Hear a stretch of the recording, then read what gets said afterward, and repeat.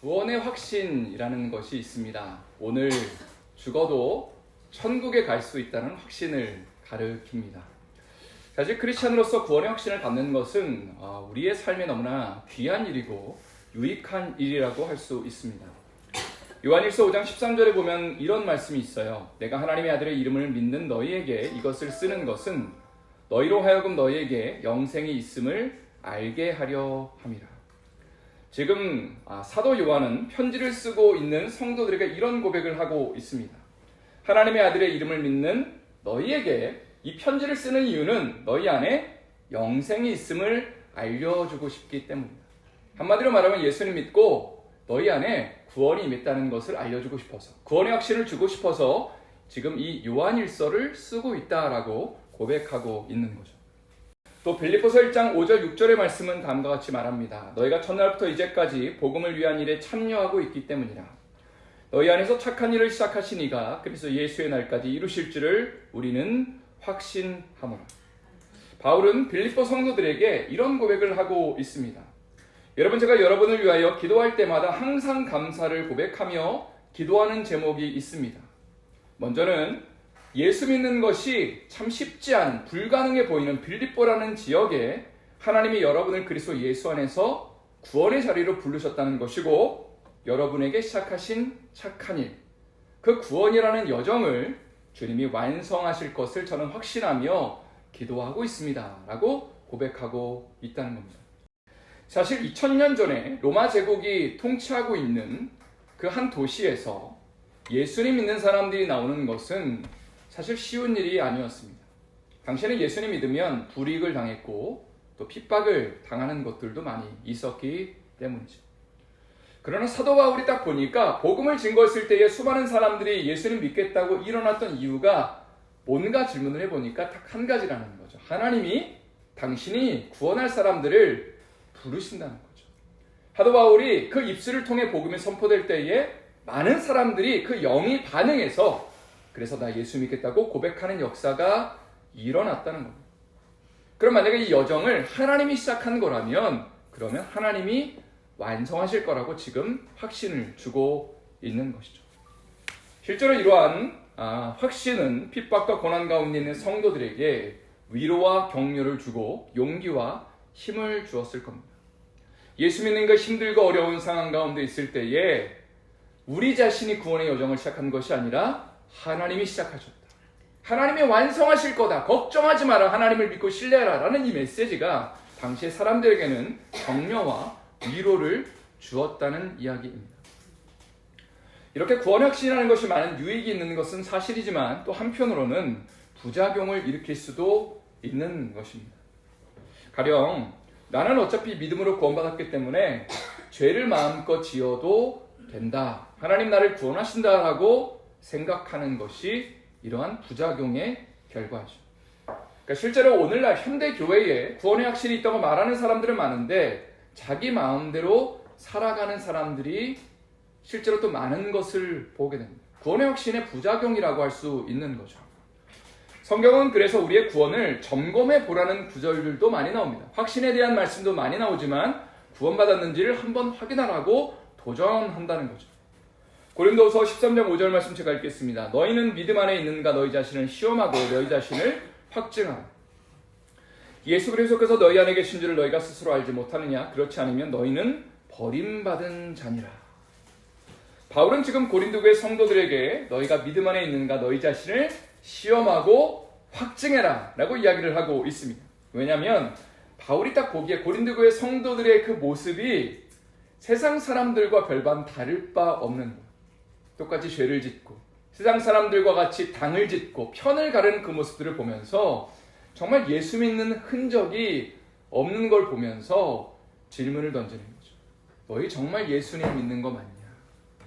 예수와 함께 죽는 것을 결단한 사람들 맞냐? 한번 그것을 시험하고 확증해봐라, 검증해봐라 라고 그렇게 도전을 하고 있는 겁니다.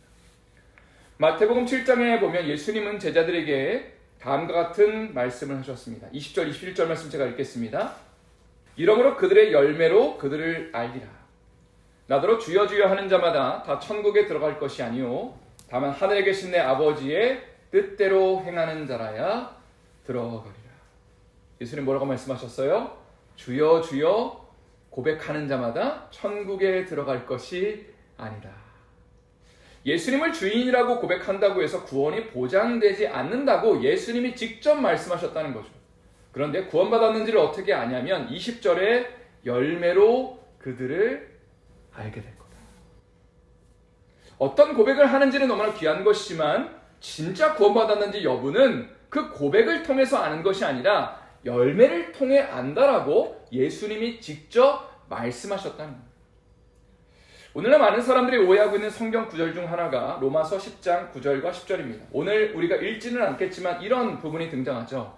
마음으로 믿어 의에 이르고 입술로 고백하여 구원에 이른다. 많은 분들이 사형리라는 책자를 통해 복음을 제시하고 영접 기도를 시키죠. 그리고 이렇게 말합니다. 축하드립니다. 예수님을 영접하셨고 오늘 구원을 받으셨습니다. 하나님의 자녀가 되셨습니다. 라는 이야기를 합니다. 물론 예수님 전혀 믿지 않는 자들에게 사형리를 통해 복음을 전하는 것은 너무나 귀한 것이고 이 사람이 처음으로 예수님을 구주로 고백했다는 것 역시도 너무나 귀하고 중요한 겁니다. 실제로 주님은 이런 방법을 통해 사람을 구원하시고 놀라운 역사를 일으켜 오셨습니다. 그러나 단순히 입술로 주님을 왕으로 고백하고 주님으로 고백했다는 이유만으로 구원을 받았다고 말하는 것은 성경을 너무 오해하는 일이라는 거죠. 실제로 앞에서 언급했던 로마서 10장 말씀에서 입술로 고백하여 구원에 이른다라는 표현은 2000년 전 예수님을 믿기로 한 사람들이 많은 공중 앞에 세례를 받으며 예수님을 고백하는 것을 전제하고 있는 표현입니다. 당시 예수님을 주님으로 고백한다는 것은 로마 황제가 주인됨을 거부하는 행위였습니다. 이게 로마서잖아요. 로마 제국의 수도에 보냈던 그 로마서에 예수님을 왕으로 고백하는 것, 그것은 당시에 많은 대가와 책임이 따르는 일이었다는 거죠. 그럼에도 불구하고 세례를 받으며 예수님의 나의 왕이십니다 고백할 때에 주님의 구원의 역사가 이르게 될 것이다. 주님이 그 구원을 완성하실 것이다. 너희의 그 담대한 결단을 주님이 책임질 거다라고 하면서 구원의 확신을 심어주고 있는 구절이 바로 로마서 10장 9절 10절 말씀이라는 겁니다. 자, 우리가 예수님의 복음 안에 거하기 위한 두 가지 선포를 또 한번 우리 힘차게 해보도록 하겠습니다. 나는 예수님과 함께 십자가에서 이미 죽었습니다. 나는 예수님과 함께 매일매일 죽습니다. 여러분 믿으십니까? 네, 아멘입니다. 또 복음에 대한 5가지 키워드를 한번 복습해 보도록 하겠습니다. 첫 번째는 죽음이었고요. 두 번째는 연합, 세 번째는 성령, 네 번째는 자녀, 5번째는 사랑이었습니다.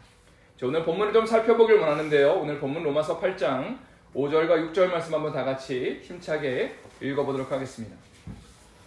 5절 6절 말씀 힘차게 읽겠습니다. 시작. 육신을 따르는 자는 육신의 일을, 영을 따르는 자는 영의 일을 생각하나니 육신의 생각은 사망이요 영의 생각은 생명과 평안이니라. 5절에 보니까 육신을 따르는 자는 육신의 일을, 영을 따르는 자는 영의 일을 생각한다. 여기서 육신을 따르는 자는 아직 구원받지 못한 사람들을 가리키고요, 영을 따르는 자는 구원받은 사람들을 가리킵니다. 사실 육신을 따르는 자들은 아직 죄의 영향력과 다스림 가운데 있는 사람들이죠. 율법이나 규율이나 도덕 같은 것을 통해서 이런 죄의 다스림의 영향력에서 벗어나기를 원하지만 사실은 그것이 불가능하다는 것입니다. 그러나 예수님을 왕으로 모시고 예수님을 영접한 사람들에게 누가 임하시냐면 예수 그리스도의 영이신 성령 하나님이 임하시게 됩니다. 성령님이 우리 안에 거하시면 우리와 교제하시게 되고 인격적 사귐을 시작하시죠.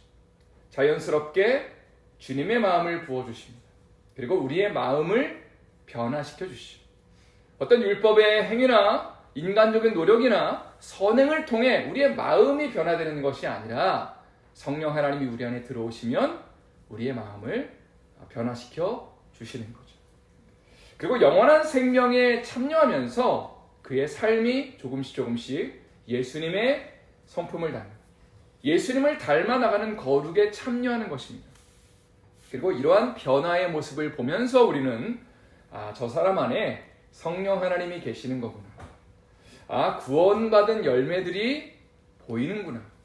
그리고 이 속에서 건강한 구원의 확신이 이어지게 되는 것입니다. 이제 7절과 8절 말씀을 또 한번 저희 읽어보도록 하겠습니다. 7절 8절 읽겠습니다. 시작. 육신의 생각은 하나님과 원수가 되나니 이는 하나님의 법에 굴복하지 아니할 뿐 아니라 할 수도 없으니 육신에 있는 자들은 하나님을 기쁘시게 할 수 없느니. 여기 보니까 아직 구원받지 못한 사람들의 특징이 나옵니다. 이들은 여전히 육신의 생각을 하고 있고 하나님의 법에 굴복하지 않고 굴복할 수도 없다. 사실 세상에 많은 사람들이 율법을 지키고 선행을 행하고 도덕적으로 좋은 일을 실제로 하고 있습니다. 겉으로 보기에 이런 사람들은 좋아 보입니다. 착한 사람들처럼 보입니다. 야, 참 사람이 선하고 참 귀하구나 라고 말할 수는 있겠지만 이런 사람들의 특징은 하나님의 법에 굴복하지 않고 굴복할 수도 없다라고 이야기를 하고 있는 거죠. 여기서 이야기하는 하나님의 법이 무엇인가 생각을 해보니까 많은 정의가 있을 수 있겠지만 이거 같아요. 저는 하나님이 왕 되시고 우리가 그분의 백성으로 이 땅을 살아가는 것이 바로 하나님이 만드신 정하신 법이 아닌가라는 생각을 하게 됩니다. 이를 위해 우리가 예수님 앞에 나아가 그분의 왕 되심을 고백하고 우리가 종이라고 선언합니다.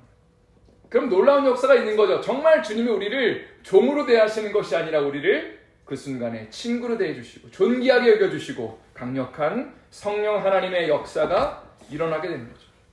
그리고 그 속에서 주님이 우리를 높여주시고 채워주시고 우리를 변화시키는 역사가, 우리를 다스리시는 역사가 주님을 왕으로 고백하고 우리를 종으로 고백하는 그 고백 가운데 일어나게 된다는 겁니다.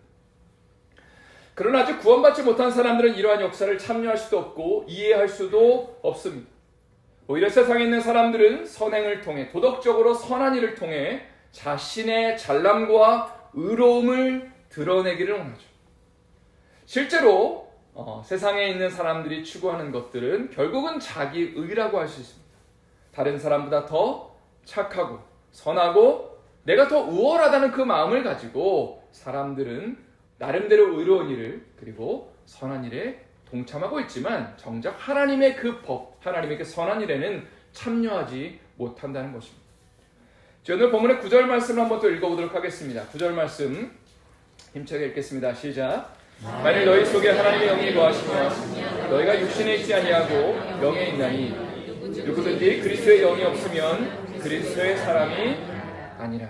우리가 구원을 받는다는 것은 성령 하나님이 우리 안에 들어오시는 사건입니다. 그분과 인격적 교제를 누리며 그분을 닮아 나가는 것, 그분을 사랑하며 열망하는 것이 구원받은 사람의 증거라는 것입니다. 구원받은 것의 바른 표지와 바르지 않은 표지가 무엇이냐라고 질문했을 때에 조나단 에드워즈라는 아주 유명한 미국 출신의 신학자가 있습니다. 그가 이런 말을 했습니다. 신앙에 있어서 감정의 강도는 구원의 표지가 될 수 없다라는 말을 했습니다. 쉽게 말해서 우리가 은혜를 받으면 마음이 기쁘고 행복하고 막 업이 되죠. 주님을 위해 생명을 바쳐도 될 것 같은 그 막 감정이 일어납니다. 그러나 이러한 감정은 우리가 구원받은 바른 표지가 될 수는 없다라고 얘기를 했습니다. 구원받았다는 가장 확실한 표지는 무엇이냐? 그는 이렇게 말했습니다. 성령 하나님의 내주하심, 하나님의 하나님 되심에 대한 인식, 하나님의 아름다움을 알아가는 것, 하나님에 대한 지식을 알아가는 것이 바로 구원받은 사람의 건강한 표지이다. 그러니까 굉장히 인격적인 차원에서의 하나님을 알아가는, 우리 내면에 성령님이 거하시고 그리고 거기서 오는 기쁨과 감격과 그분과의 교제, 그분을 닮아 나가기를 원하는 마음, 나의 것들을 내려놓고 하나님의 왕되심을 고백하며 그분의 일에 참여하는 그 삶을 바로 구원의 바른 표지이다. 이것이 바로 구원받은 사람이 자연스럽게 맺어가는 열매이다라고 그는 설명했다는 겁니다. 이제 마지막으로 10절과 11절의 말씀을 읽고 오늘 말씀을 마치도록 하겠습니다. 10절, 11절 말씀 읽겠습니다. 시작. 또 그리스도께서 너희 안에 계시면 몸은 죄로 말미암아 죽은 것이나 영은 의로 말미암아 살아있는 것입니다. 예수를 죽은 자 가운데서 살리신 이의 영이 너희 안에 거하시면 그리스도 예수를 죽은 자 가운데서 살리신 이가 너희 안에 거하시는 그의 영으로 말미암아 너희 죽을 몸도 살리시리라. 이런 놀라운 구원의 역사와 은혜가 우리 삶에 임할 수 있기를 예수님의 이름으로 축원드립니다. 다시 한번 예수님의 이름으로 축원드립니다.